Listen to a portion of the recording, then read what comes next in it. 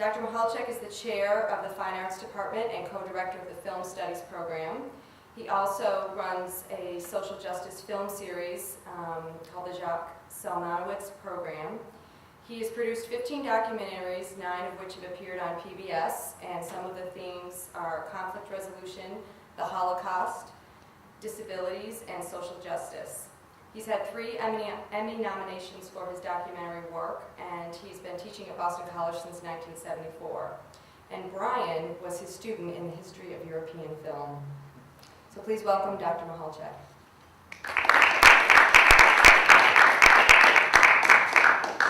Thanks very much, and thank you, Brian, for coming up to share your film, and then above all, your words of wisdom.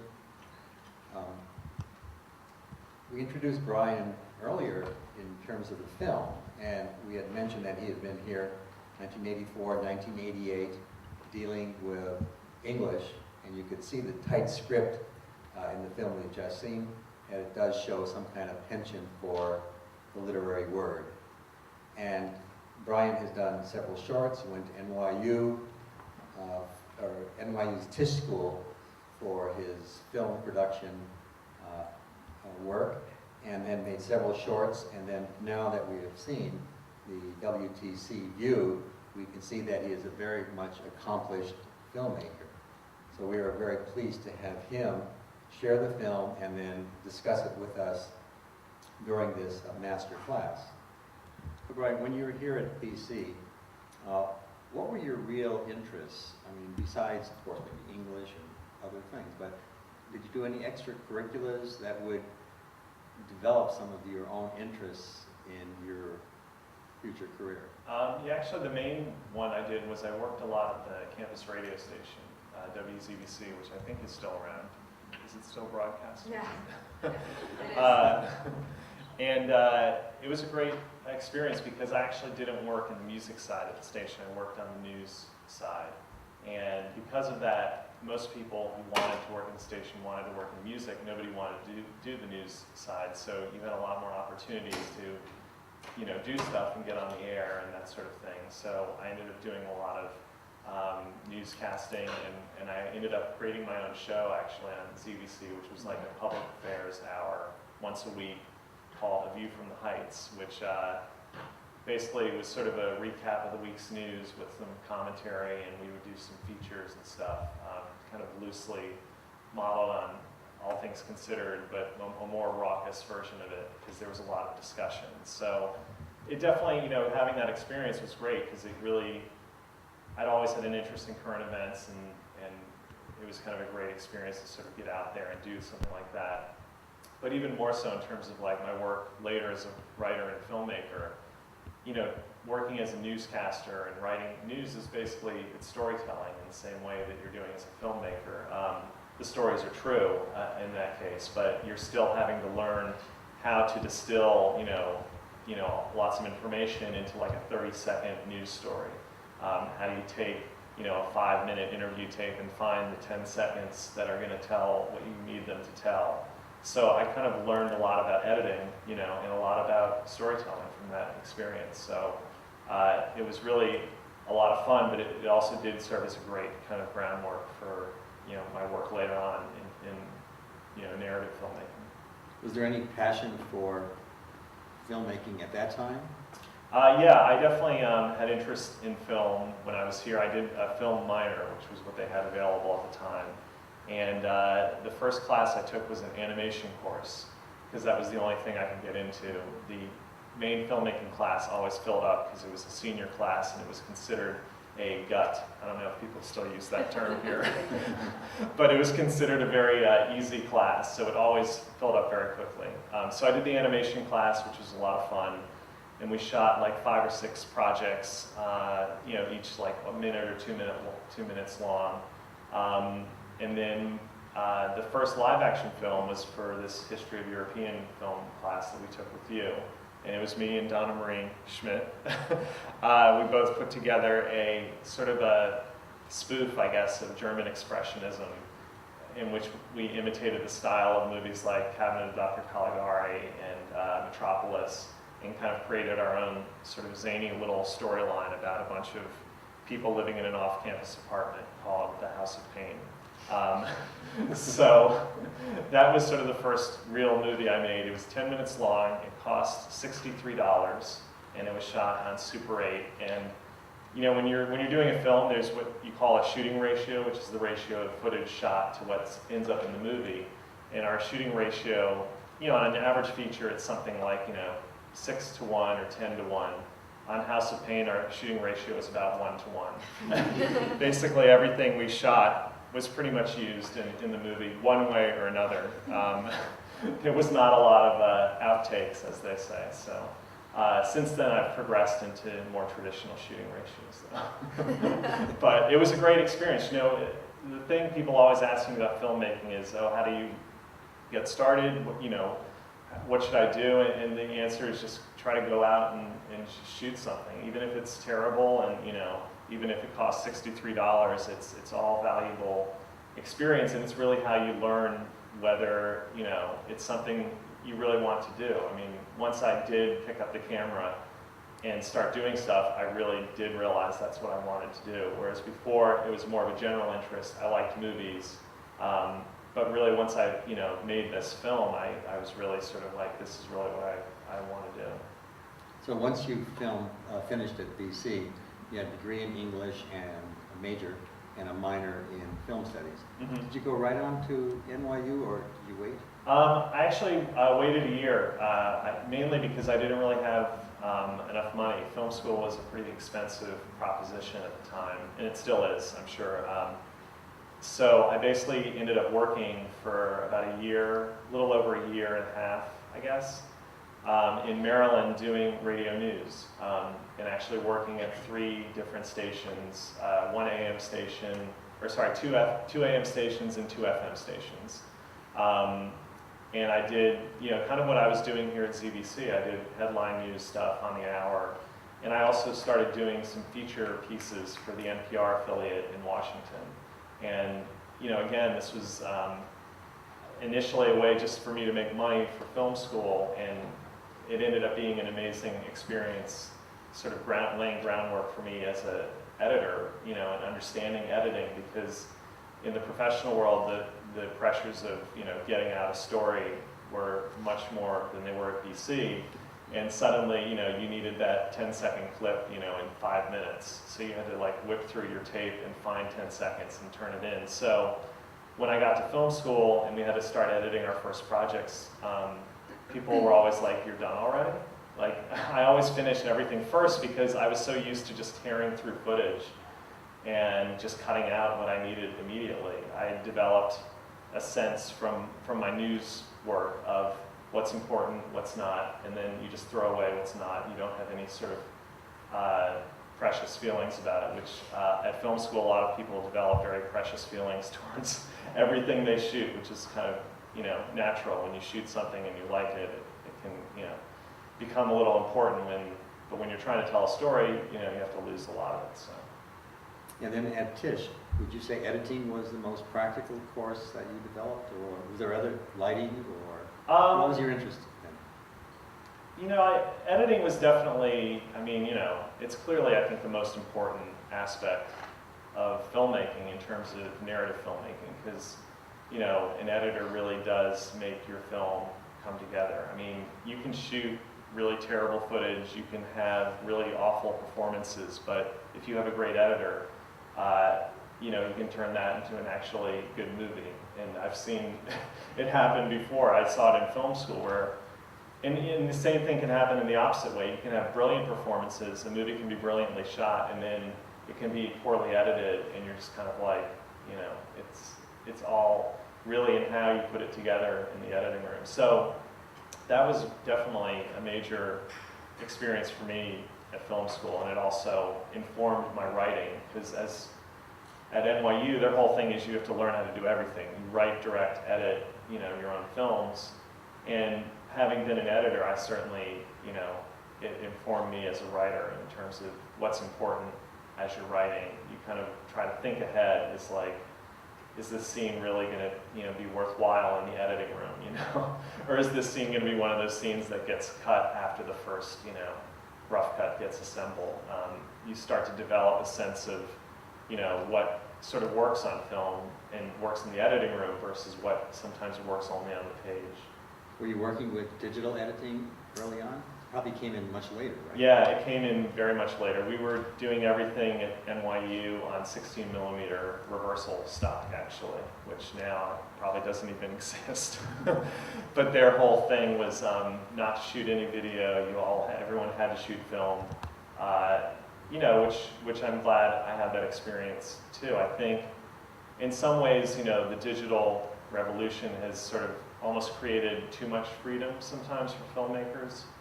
And you sometimes see that, or I notice it in the editing and in the way certain films are shot now.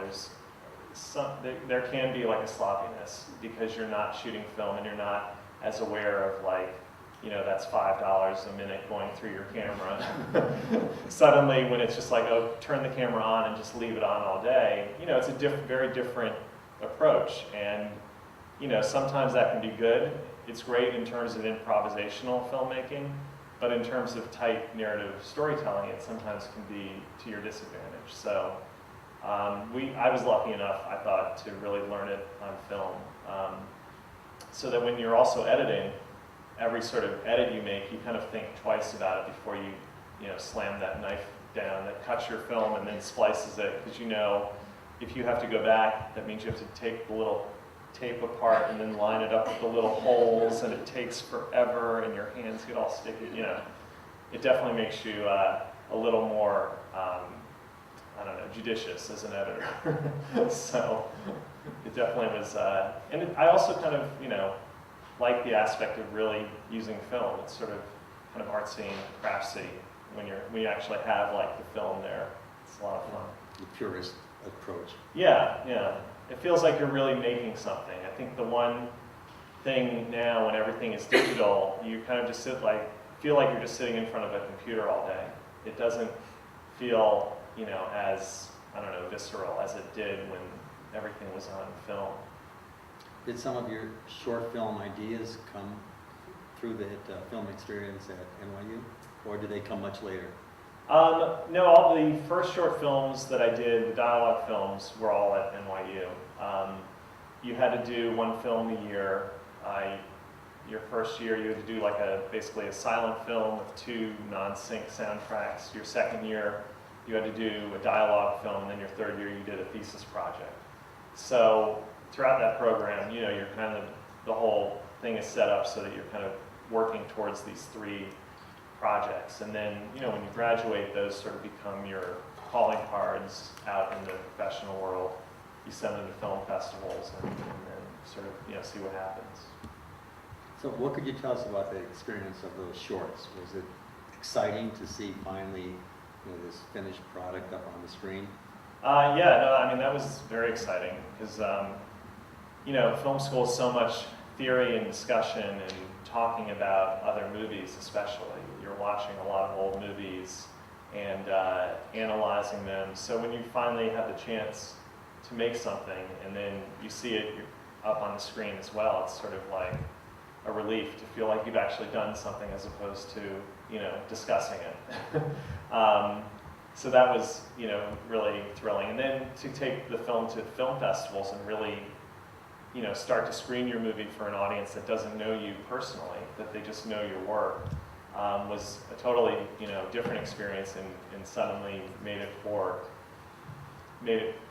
interesting for me to sort of learn how people react to my material who don't know who I am.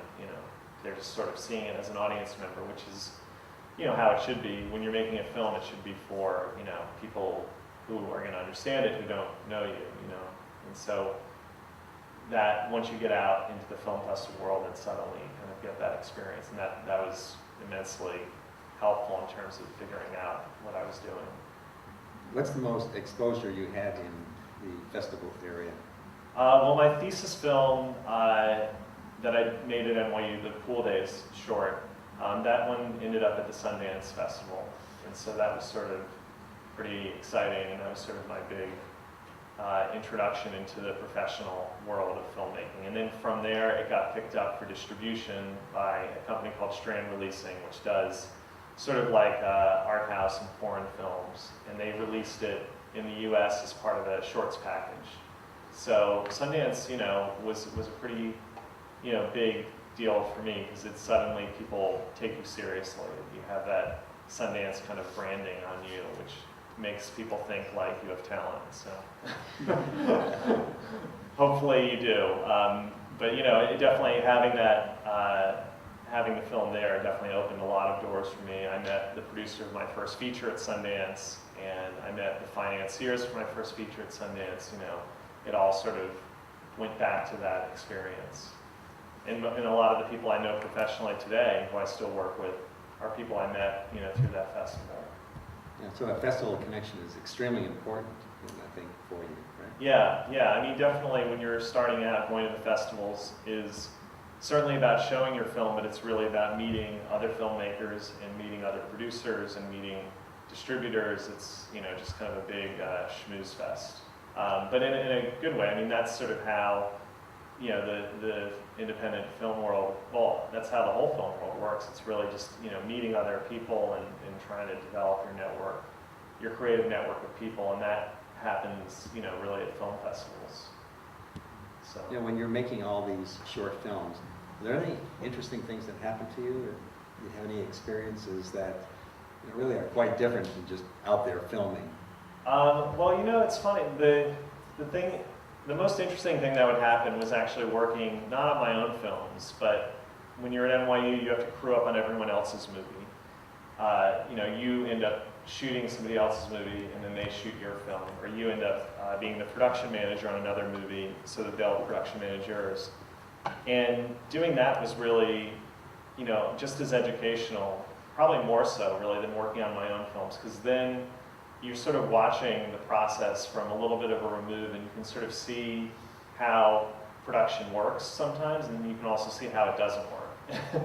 And it's, you can see how different directors deal with their actors in different ways, and, I think I learned a lot about how to deal with actors by watching other directors who sometimes didn't know how to deal with actors, by, sometimes treating them as if they were props in a way, which when you're in a technical film school can happen very easily because everything is so technical that suddenly actors get thrown into the mix, and it's very easy to sort of just think they're another part of this technical process, when in fact they really need a different approach than everything else on set. You can't talk to your actor the same way you talk to the gaffer or the dolly grip.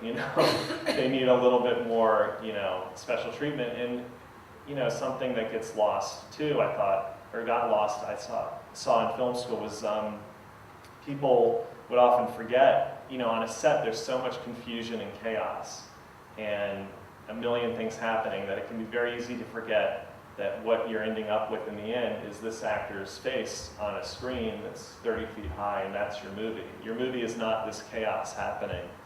And that I really learned was incredibly important for a director, not to get caught up in the chaos, to try to ignore most of it as much as you can and really focus on the actors, because that's your film. I mean, that's, you can have the most beautiful cinematography or amazing sound, but if you don't have a compelling actor giving a really gripping performance, then your film is probably sunk, and that I really learned by working on other people's movies. I then hopefully exercise that on my own movies, but it's, that's definitely part of the process. Yeah, now let's move to the film that we saw this evening, because that's our closest experience with your work. The film that we just saw was very, very powerful and emotional, and especially watching Eric's own personal evolution through the film. Was that autobiographical in terms of what you experienced in New York? Definitely a lot of my experiences are Eric's experiences. Our storyline is not the same in that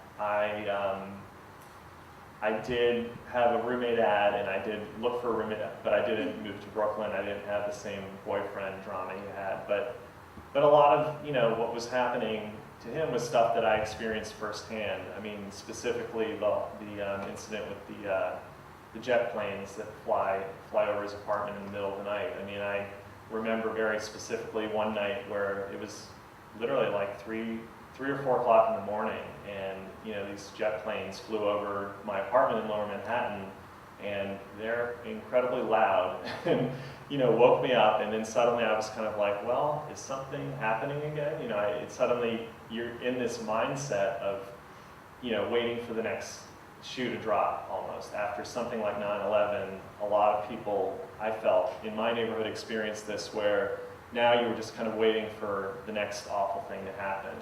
And something like a jet flying over like that, or hearing a few too many sirens, would sort of trigger that kind of a response where you'd start worrying and thinking like, oh, maybe I should turn the TV on and see if something's happening. And these are sort of irrational thoughts, but given what we experienced on 9/11, they're sort of understandable. It's sort of everybody copes with something like this in a very different way. And I knew some people who did have insomnia. I actually didn't really have insomnia, but I knew a lot of people who did. I knew people who suddenly were smoking when they hadn't been smoking for like 10 years, and suddenly were like smoking a pack a day. People who suddenly started drinking, people who stopped drinking, people who broke up, people who got married. It was a very strange time. People were doing a lot of really bizarre things and acting in very interesting ways, and that's definitely what informed this film, was trying to show people what it was like to be living in this neighborhood that experienced this like immense tragedy, and how our lives were affected. Even though we lived, our lives were incredibly changed. And I felt in a way this was a story of 9/11 that people didn't really know about. Everybody knew the stories about everyone who died, and certainly those stories are awful and incredibly sad and worthy of telling. But I also felt that the people who lived in the neighborhood hadn't really had their stories told, and I felt we were just living in a unique period of history that was only going to last for a few months, and I felt compelled to sort of write it down. And, your thoughts were forming all the time from your autobiographical experiences, from some of the films that you may have been watching, that you talked about earlier. Could you give us a little synopsis of the film for those of us who will be watching this on Front Row, so that we could talk a little more clearly about it? Oh, sure. It's about a guy who lives in Lower Manhattan, not very far from the Trade Center, and on September 10th, he places a roommate ad online for a roommate for his apartment, and then after 9/11, basically he just starts seeing people who want to rent the room in his apartment, and it's really through all these different people who come to see the apartment, you get to hear all these different stories about people's lives in Lower Manhattan after 9/11 and sort of what everyone was going through. And it's all kind of told in this context of him seeking out a new roommate for his apartment. And in that storyline, as you develop it in the film, does the lighting evolve with with Eric's character as well? Because it starts off very brightly, and Yeah. goes into that dark soul image, and then it comes out. Is that what you had in mind? Or? Yeah, we had a really specific plan about the way the film was going to look. I realized, from the stage version, we had like 2 lights, I think, because it was done in the Fringe Festival. It was very low budget. But for the movie, I thought one way, to make this really interesting is to really make this apartment look different and make the apartment reflect Eric's inner state, as by the way it's lit, by the way it's shot. And so, yeah, there was a huge kind of timeline that we had picked out for each scene being a specific time of day, and so that each scene kind of reflects a sort of mood that he's going through, reflects his personal psyche in a way, so that we start off, as you mentioned, it's incredibly bright in the room, and then as each person comes, it sort of gets a little darker, and then it becomes nighttime, and then when he has this one particular guest, we did the scene without any lights in the room and just used shadow coming from like street lamps outside to give it a very,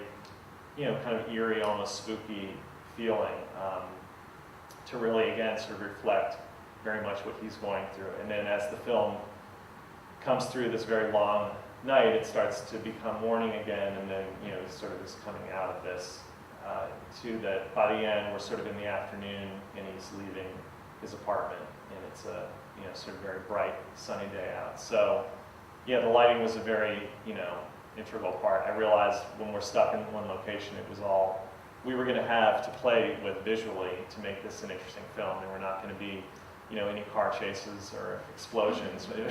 We had to sort of, you know, really just try to be creative and find unique visual ways, you know, unique ways to make the film visually interesting. And you didn't show the Twin Towers, but you felt it all the way through the film, with someone either watching it or the smells, the feelings, the radio, all of that I think really did make it come alive. But the other thing I noticed also, besides the visual, was the aural, all the audio that comes through to make it come alive, whether it's sirens. You know, you must have done a lot of work in preparation for that, because you don't see the street, but you certainly hear everything around it. Yeah, and actually the apartment we shot in was way up in the Bronx, so there was absolutely no street outside the apartment. You know, that window in the movie just basically looks out at another brick wall. So there was no street. All that sound had to be created later, and that was a big effort, especially the stuff like the sirens coming in and noises from the street. And yeah, again, that we use that very particularly throughout the film to really, you know, represent what's happening with Eric. Like in the scene towards the end when Max is there, the college student, and he starts kind of flipping out a little bit because he hasn't slept in a few days. You know, he hears some sirens, and we really, you know, exaggerate the number of sirens that you hear. You know, it's probably, we decided for that sequence we weren't going to be realistic about the siren noise, that we were going to, you know, have like 10 or 12 sirens playing simultaneously to really put you inside his head in a way. And we also added some kind of street commotion of people on the street and cars honking. You know, we sort of heightened, you know, what the reality was, which is that the lights go out because of a minor blackout, but we sort of, you know, with the sound really pumped it up and tried to make it sound much more severe than it actually was, because we wanted people to, you know, experience this how he was experiencing it. So yeah, the sound was a big aspect of the film, definitely. And the other thing that seemed to be an integral part of the film, besides the sound and the color, beautiful lighting, is what you did in effects with your own photos, right? And then also the timeline of this whole evolution from 9/11, 9/10. Yeah. Tell us about the photos, especially, because some of them were very haunting. Yeah, that was sort of you know, it was an interesting progression the way that came out, because in the stage play, basically those were blackouts where, you know, the stage would go black and then you would hear these answering machine messages playing over a dark stage.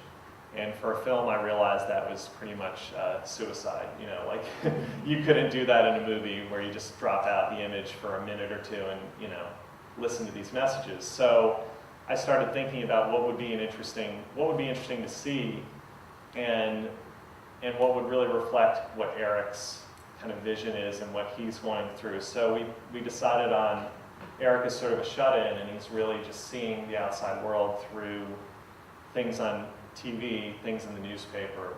So we decided on this format, which is sort of like a CNN kind of ripoff, with the little band going at the bottom, which is, you know, very now kind of a 9/11 signifier.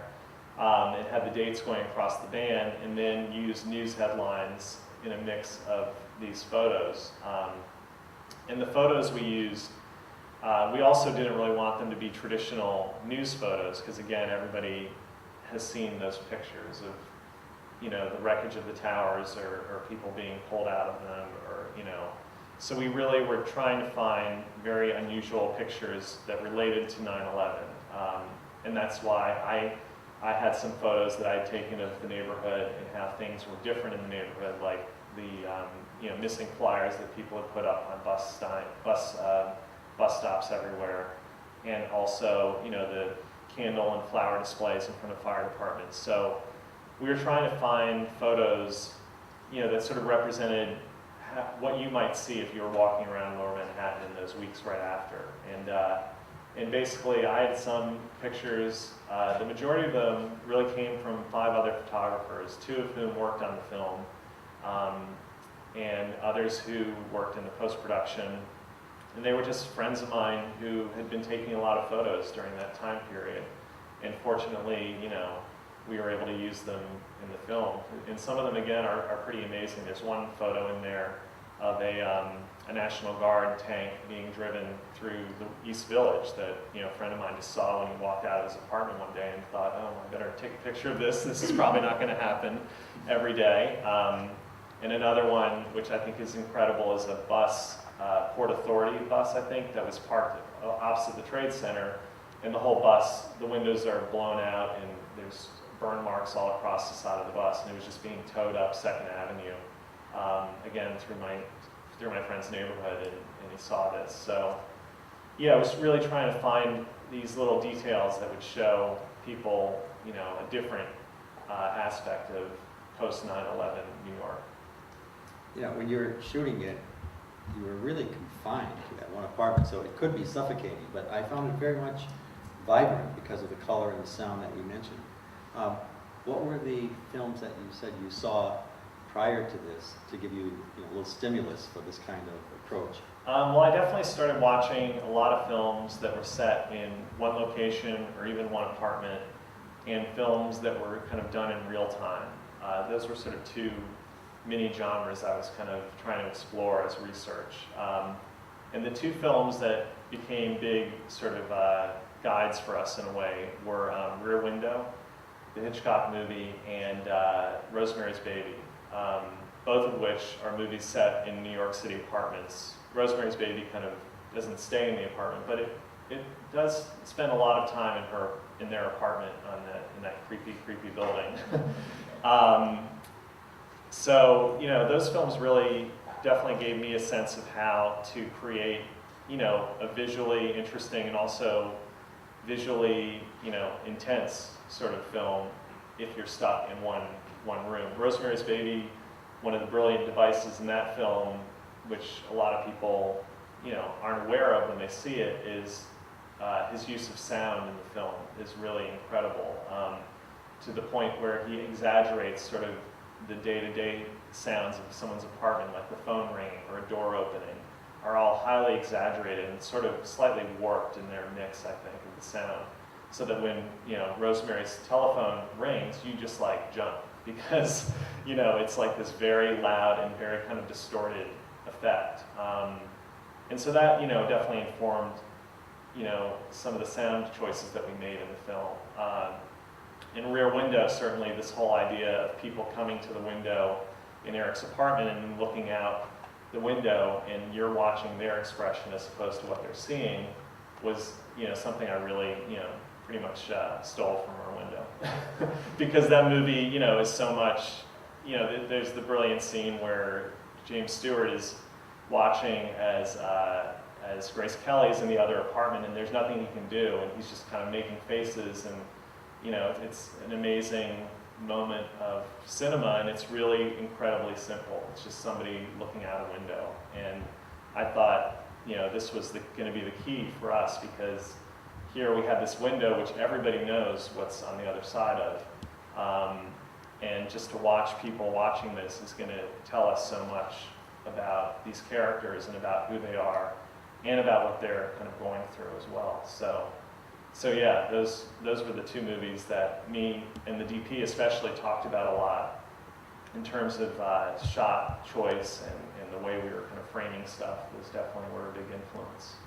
Sure. I felt it very, you know, intimate and powerful and yet not suffocating so much that, you know, you want to just get away.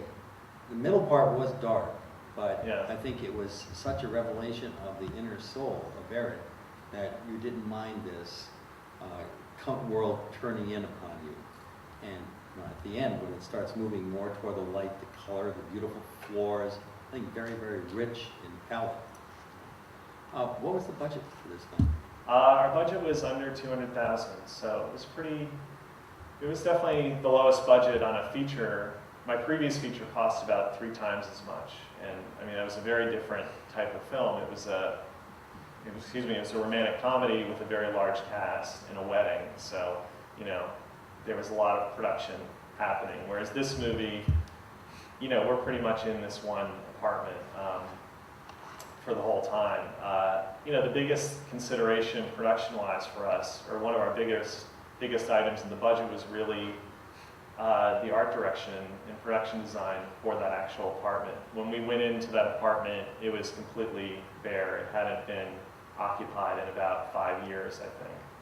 So everything was sort of, you know, the walls were kind of like basically gray, and everything was kind of falling apart. So, you know, everything you saw in the movie, we, you know, put there. You know, nothing was sort of in there. That was kind of a blank slate, which was kind of great because we had a really amazing production designer and Kelly McGeehee, who really helped, you know, bring that apartment alive to the point where now, for me, when I watch the film, it's like another character. People always ask, well, what's the difference between the play and the movie? And I say, well, in the movie, there's an 8th character. It's the apartment. Each room, the way Kelly, you know, designed them, has, you know, a different mood in a way. And each room, you know, we gave each room a very specific color scheme and tried to give, you know, really show different aspects of Eric's personality with these different rooms as well. And especially, you know, the biggest change, or the biggest decision we made too, was for the bedroom. His former roommate's bedroom, Stephen, was going to be a very empty room, and I knew that was going to be cinematic death if we didn't have something interesting happening in that empty room. Like, we couldn't have furniture, we couldn't really, you know, hang paintings on the wall because this is a room that's been vacated.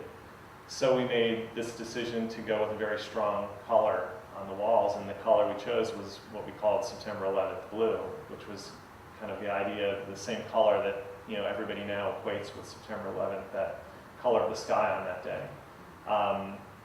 So that was sort of a big decision, and we went through about 5 or 6 different blues in that room before we finally, you know, we had one little section of the wall that we kept painting over and over again until we got the right one. So that was, you know, a really, you know, big choice, but I think, you know, in the end it works out really nicely because it gives that room a personality, and, you know, you definitely, you know, feel something as opposed to what you would have in a gray walled empty room.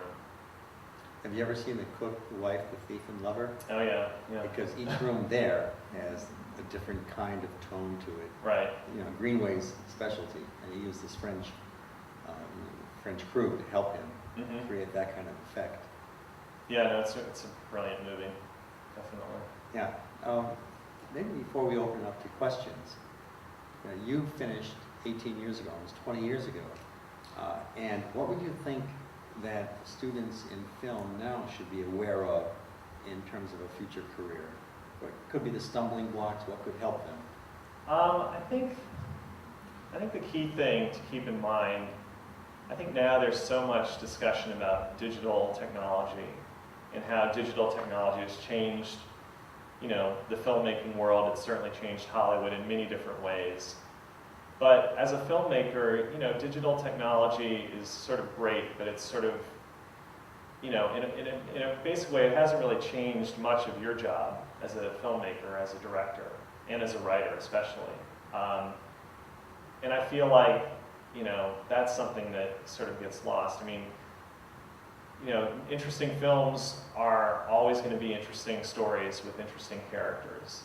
If they're digitally generated characters, that's great. If they're real people living in a digital background or a digital universe, that's great too. But the bottom line is you really have to tell an interesting story. And as an independent filmmaker, I think you have to really have a point of view and a perspective on that story.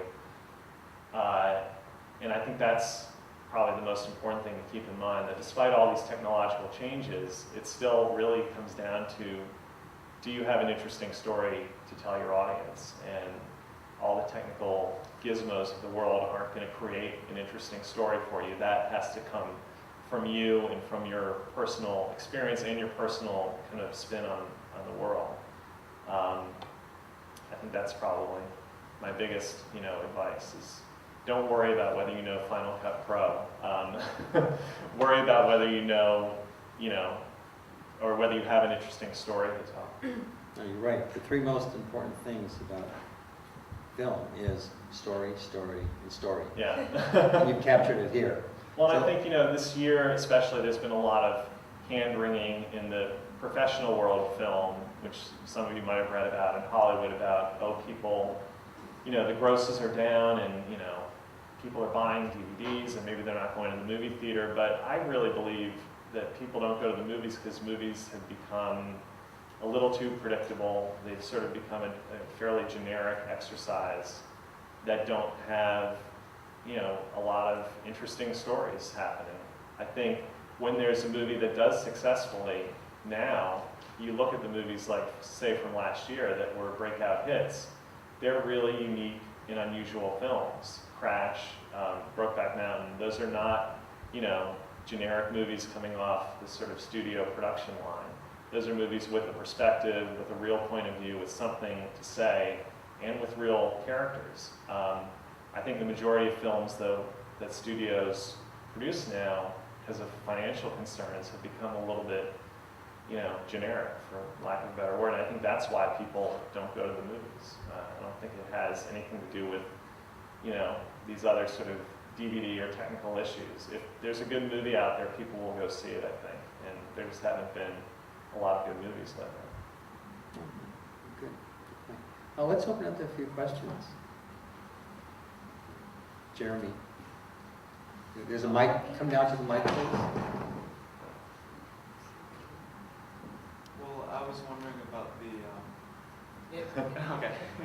I was wondering about sort of the research that you did, the individual stories of the characters, whether they were people that you knew or people that you interviewed, sort of what was the preparation for putting together the story?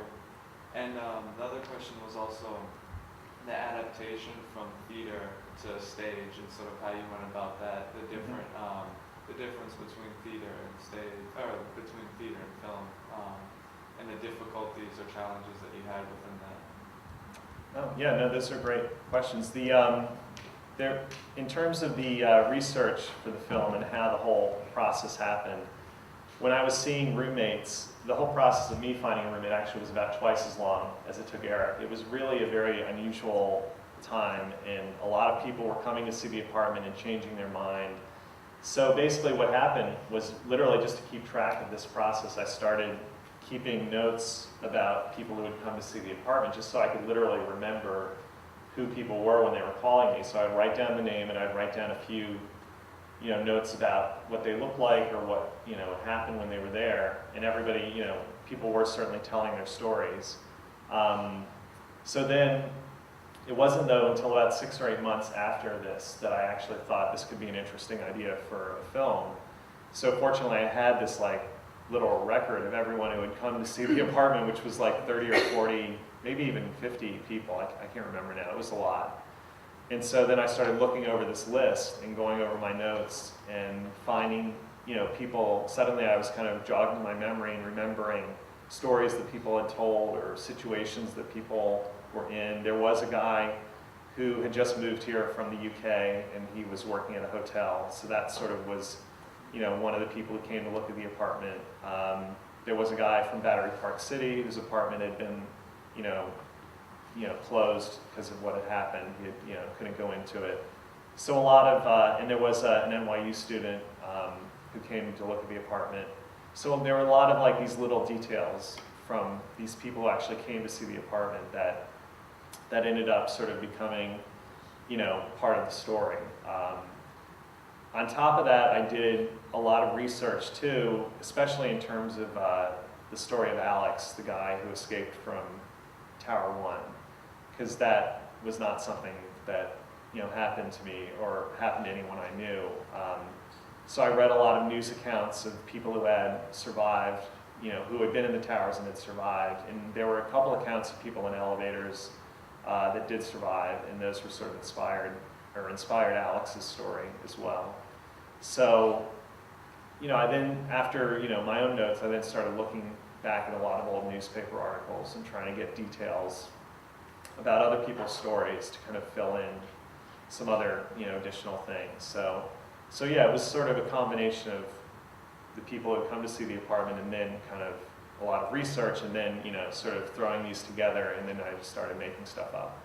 So to connect the dots, you can never be too honest, well, you can't be too honest. You can never be, totally truthful in a fictional story, I think, because often it won't make sense for the story. I mean, you want your characters to sort of all kind of fit. You want everyone's story to be thematically significant in a way. You can't really be so beholden to the details of everyone's thing. You have to sort of, try to massage the facts a little bit into a fictional story. So that was sort of that process. And in terms of the play versus the film, the adaptation process, the hardest part was really making it shorter. The play was a good 20 or 30 minutes longer than the film is. And so it was a lot of cutting out of dialogue. There was a lot more humor actually in the play. There was a lot more kind of banter between the characters, which we ended up having to lose because suddenly in the film, and I decided this early on, the film was going to be Eric's story because that, for me was sort of the most compelling way to make this cinematic, was to really tell the story of this one person sort of unraveling. And I felt, that also fit in terms of genre, like that's a fairly, classic genre of story of somebody sort of, losing it over the course of a film for whatever different reasons. But, focusing on him as our protagonist. So in that sense, some of the other stories got lost or, became less significant. The movie is much more Eric's story, whereas in the play, I feel it really was, much more everyone's story because people have more stage time, and again, when you're watching a play, you're relating to both characters at the same time. You're not just relating to Eric. You're kind of watching them both. There's no editing saying like, look here, notice his expression now. You're not experiencing the play from Eric's point of view, and that's what we did with the movie. Was really, we jumped into Eric's, world, and the whole thing is really from his perspective. So given that, we had to make a lot of changes and adjustments to how it was told. And physically, two of the biggest changes of the opening and the closing of the film are totally different than the play. In the play, we opened with an answering machine message from 9/11 of people calling Eric's machine and wondering where he is. And we realized that wouldn't really work in the film. And again, the beginning of the film has to really set up the premise in a way that the play didn't really have to do as strongly. So, we did this whole thing with the ad right off the bat, which we didn't do in the play at all. The ad sort of, you learn about much later in the play. So that was sort of a big difference. And the end of the movie, we certainly couldn't have Eric leave the theater and take everyone outside with him. So that was a creation of the process of making it a film. And that was actually something the producer was really integral in. He really wanted me to really rethink the ending of the piece and to really make it cinematic and to make it slightly more hopeful too. And to kind of, as a contrast, really take the audience outside and let them kind of breathe at the end of the movie. And I'm really glad that he's kind of pushed me creatively in that direction. As a producer, he wanted probably, a more Hollywood style ending in that direction, but we, found a middle ground. It was a good compromise. He got me thinking about this kind of direction, and then I kind of, tried to make it something that I felt would work within the parameters of the story we were telling. I didn't want, and that's also partially why at the end we don't really see Eric's boyfriend, because I felt, that's to me a little bit too, conventional, I guess. I didn't want it to be this kind of, reunion, happy ending sort of thing. I still wanted the focus to be Eric and not to suddenly be like, oh, he's together with his boyfriend. That to me seemed like a love story that suddenly gets tagged on to the end. So that sort of, was an interesting development of how that ending came about. Yeah, I think you're right in terms of focusing on Eric makes it the microcosm of 9/11. Yeah. Because everything around him before and after filters through his world. And I think we get that, through him in his personal reactions, almost breakdown. And I think that's successful because it doesn't tell you everything about it, but a personal touch helps. Yeah, and well, we were talking before about editing too. That last scene, we shot many, many different ways. We shot it where you saw the boyfriend, we shot close-ups and long shots, and we spent a whole day basically shooting that one little bit outside the apartment. And it went through many different, versions in the editing room. And then we would screen it for people, and some people are like, oh, it's kind of cheesy, and we definitely found our way to that ending after quite a lot of editing. So, it's an interesting thing. And I've realized too, from editing other films, how important your ending is. It's so essential to really, think about what you're doing for the end of the movie, because that's the last thing the audience is going to remember. So we really spent a great deal of time trying to put that sequence together in a way that would make sense. Yes, please. When you graduated NYU, did you have a set direction you wanted to go, or were you afraid of, as they say, becoming a starving artist? Or did you have contracts with studios or from your Sundance days? When I graduated, I didn't really know what I was going to do or what was going to become of me.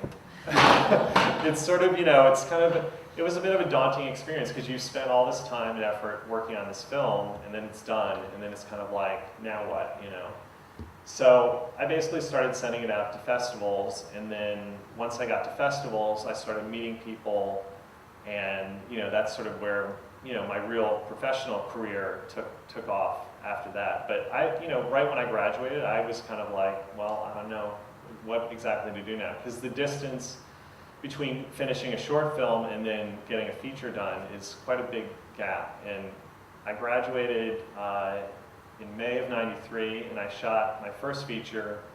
It was about 3 years after that. So, it's a long time. In retrospect, it seems actually like a very short time, but at the time, it was a very long time. But it's, part of the process. Making a feature is a huge undertaking, and it involves a lot of people, and getting something like that together just takes time. And that's the one thing I had to learn once I graduated, was patience. Because at film school, you were making these films one after another. And in the professional world, that doesn't quite happen anymore. It used to in the 1930s. All directors wish the studio system was still around. But because back in that time, a director would make 4 or 5 pictures a year, as they would say. And now, as an independent filmmaker, spending 3 or 4 years between a movie is average, if not a relatively short period of time. A friend of mine who I graduated with, she made her first feature the same year that I did in '96, and now she's just finishing her second feature. They're shooting it now, so it's like 10 years later. So, it involves a lot of patience, and it involves, kind of like writing and rewriting your script over and over again, and meeting with, all these different producers, and then meeting with all these different actors, and trying to figure out, how to get these things done. And the pieces coming together, it happens, over a period of time. And that's something I think that's my biggest complaint, if I have one, of being a filmmaker, is that everything takes such a long amount of time.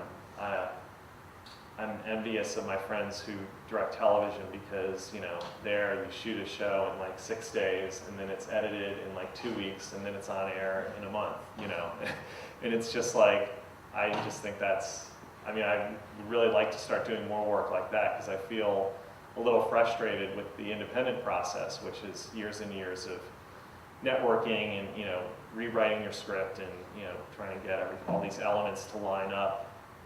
Getting the planets to align so that you can, make a feature is pretty daunting task sometimes. I hope that wasn't too depressing of an answer. That's very realistic. The gestation time is even more than that of an elephant. Yeah. Yeah. So, We understand. But you know, the rewards are great when you finally get to do it. You know, that's the fun part. Yeah, my question's sort of along those lines also. Like, what are you interested in now and like in the future?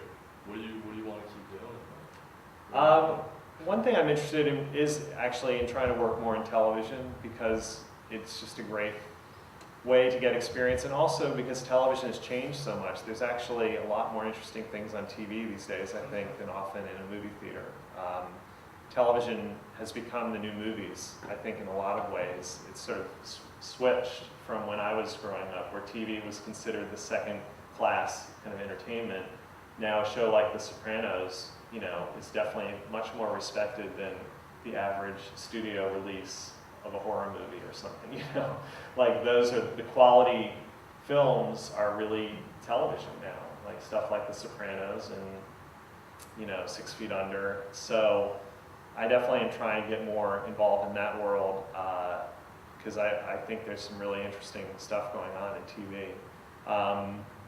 In terms of my own features, right now I'm kind of working on a couple high school-oriented projects, which were actually, there was a project that was supposed to be my second feature that we were in pre-production on when 9/11 happened. And our production office was like 3-4 blocks from the Trade Center. The producer ended up leaving the business after 9/11 because the experience for her was so traumatic. So that project sort of got derailed by those events, and so now I'm kind of going back to that project. And because of that project starting up again, I'm now working on a couple other high school kind of themed movies as well. So I'd like to start doing, you know, more comedies, which is Ferris Bueller's Day Off, uh, revisited. yeah, one of my them. favorites. One of them is sort of a Ferris Bueller kind of story. It's an adaptation of the book that I have out here, A Really Nice Prom Mess, which all takes place over the course of one very long prom night, which involves a lot of you know, craziness. Strippers, the police, drug dealers, you know, the usual prom night and stuff. That brings me to the books. I wanted to ask you a little bit Oh, about yeah. that. I mean, so how did you become a writer of young adult fiction, and where did that fit into your career? That actually happened because of my films. There was an editor at Simon & Schuster who had seen my previous films that had been released. He had seen the first Boys Life movie, then I Think I Do, the comedy, and then Boys Life 4. And he had been a fan of my films, and he was on this website, Friendster. I don't know if anybody does Friendster. Does anyone do Friendster? It's sort of like MySpace. It was a precursor to MySpace, I guess. And he realized that he was a friend of mine and contacted me through the website and said, oh, you know, I really like your films. You should come in and talk to us about maybe writing some books for us. And I was like, sure, why not? So actually, I pitched them a couple screenplay ideas, one of which was the prom book. And they said, that sounds good, and that's how it all came about. But it was really, because he had been aware of my films from just seeing them as an audience member. So you never know who is out there. How is that different from writing a screenplay? It's a lot easier, actually. You know, I find people are surprised to hear that writing a novel is easier than a screenplay, but it really is. A screenplay is such a, I don't know, it's terrible to say, but it's such a bastard of a format, because a screenplay is not a final product. It's an outline that's also dialogue, that's also pictures. You know, it's just such a weird conglomeration of things that it's often really difficult to write a screenplay and to try to put in all the elements, you know, that you need to and you know, get it right. And a screenplay just has to be so precise, and everything has to count. You know, every word of dialogue has to really, you know, mean something. Otherwise, it's going to get cut. You know, so it's just a very, you know, precise kind of thing. And so, you know, it's a bit of a struggle. Like the screenplay for this, you know, went through probably, you know, 8 or 9 drafts. I know for I Think I Do, that screenplay went through 11 drafts. So, you know, you're constantly going through, you know, rewrites on very kind of minor things. Whereas with a novel, you just kind of write what you want, and the editor certainly edits it, but you have a lot more freedom, you know, to really kind of do what you want to do creatively. Especially, you know, one thing I noticed writing the prompt book is I could have car chases. And no producer was going to say, hey, wait a minute, you know what that costs? You know, to get a car rigging and you've got this car jumping over a, you know, thing, that's, you know. So you don't have to worry about budgetary issues when you're writing a novel, which makes it a little bit more fun. As an independent filmmaker, you're always kind of thinking of your budget as you're writing. You're kind of like, well, maybe that scene doesn't have to be in a room with, you know, 20 extras in a restaurant. You know, maybe they can just be talking outside in a park or something, you know. You're always trying to like make stuff cheaper as an independent filmmaker. So you sort of have carte blanche as a novelist to do whatever you want. Yes, please.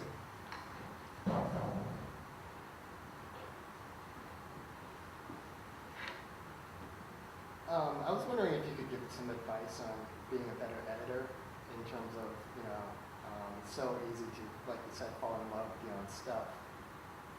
So how do you go about doing that and be more critical of your own stuff? And also, what are some ways to be a better storyteller or learning to be a good storyteller? I think in terms of editing, the best thing I would recommend is really to work with another editor, you know, to work with somebody else that you respect as an editor and, you know, you think they have good taste in films. You know, I think I learned much more as an editor having an editor than I did in film school where I was editing my own material. But once on my first feature where I had an editor, and that was really the producer's doing, I was like, oh no, I'll just edit the feature myself. And he was like, yeah, that's not going to happen. And so he was like, you have to hire an editor. It's just not going to happen. And I was like, reluctantly hired an editor. But I hired somebody I knew very well, somebody whose taste in films I really liked. It was somebody I, you know, worked with at film school. And, you know, having, you know, another person in the room really is incredibly helpful because they won't let you, you know, fall in love with that one scene if it's not working. They're going to be like, look, that scene has got to go. There's just, you know, they're going to be honest with you and they'll say, I know you love this. I know it took you a day and a half to get that shot right, but it's got to go, you know. And it really helps to have another set of eyes and not to depend on yourself for all that. And again, that's sort of how the professional world works too. On a major studio feature, there's often 2 or 3 editors on a major feature film. So, and the reason for that is you know, if you have 3 professionals who are really looking at making this the best film that they can be, then you're really going to get like a good, you know, film. I think you're going to get people who are really going to be critical about the footage. They're not going to let the director fall in love with things that maybe are not, you know, maybe are bogging the story down. So that's probably the best way, I think. In terms of storytelling, I think my best advice there is to write, you know, as a writer, is to write a lot of things, is to write, you know, screenplays or write out ideas that maybe aren't successful. Because I find for every, you know, screenplay that I've written that, you know, sort of worked, there's like 3 or 4 others that I've started or finished even that are absolutely, you know, terrible, that just don't work. But again, it's great exercise as a storyteller to try to do that. And again, you always learn more when you fail at something because then you see what you've done wrong and you won't do it next time, you know. So there's many, you know, things that I've written that I would never show anyone or never try to get produced because they were, you know, sort of things that didn't work out. But they're really what, you know, what makes the good things work because it's practice. Like anything, it's rehearsal. An actor has to rehearse. As a writer, you've got to just kind of write and, you know, keep cranking it out. And sometimes it'll work, and sometimes it'll be great, and other times you just kind of chalk it up to experience. So, yeah, everyone, when the book got published, they're like, wow, your first novel, that's so exciting. I'm like, I kind of smile, and I'm like, well, should I really tell them it's not my first novel? You know, there's been other novels that, you know, I hope never get published, you know. But, you know, that's sort of, I think, you know, that's the experience with most writers. everybody has many things that they've written that aren't, you know, things that they were successful with, but that's how you sort of learn. Well, I think you've given us an insight into the real world. Oh, sure. And the literary world as an addition. So I think we really learned a lot, both from the film and from your insights into your own personal evolution as a filmmaker. So we're very grateful, Brian, that you come back. Oh, thanks. Well, it's fun to be back Thanks here. very much. Sure.